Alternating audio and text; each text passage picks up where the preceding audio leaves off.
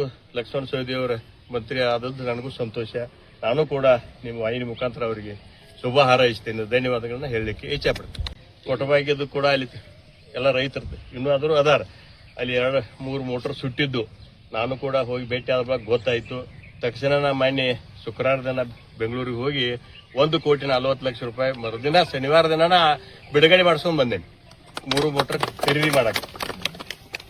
ಅದಕ್ಕೆ ಗೊತ್ತಿರಲಿ ಎಲ್ಲರಿಗೆ.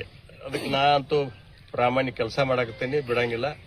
ಮತ್ತು ಈಗ ರಾಯಬಾಗ ಮತಕ್ಷೇತ್ರದ ಮತ್ತು ಚಿಕ್ಕೋಡಿ ಒಂದು 3 ಕೆರಿ ಬರ್ತಾವ.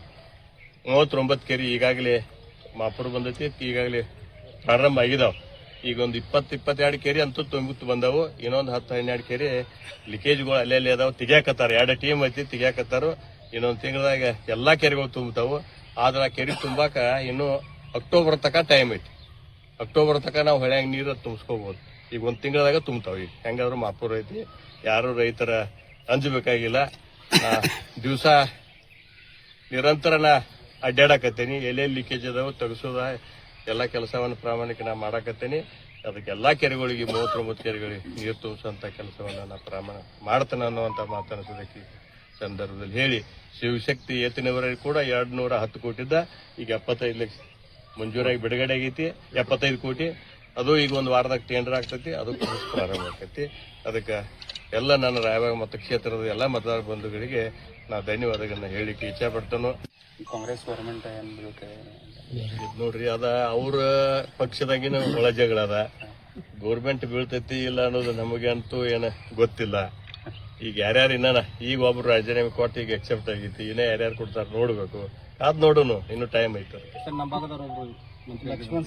ನಮಗೂ ಖುಷಿ ಐತಿ. ನಮ್ಮ ಭಾಗದವ್ರಿಗೆ ಇನ್ನೊಬ್ರಿಗೆ ಕೊಡ್ಬೇಕಾಗಿತ್ತ. ನಮ್ಮ ಅಪೇಕ್ಷೆ ಆ ಭಾಗದ ಬೆಳಗಾವಿ ಭಾಗದಾಗ ಇನ್ನೊಬ್ರಿಗೆ ಆ ಕಡೆ ಕೊಡ್ಬೇಕಾಗಿತ್ತು. ಇಬ್ಬರಿಗೆ ಕೊಡ್ತಾರತ್ ನಮ್ದು ಆಸೆ ಇತ್ತು, ಕೊಡ್ಲಿಲ್ಲ.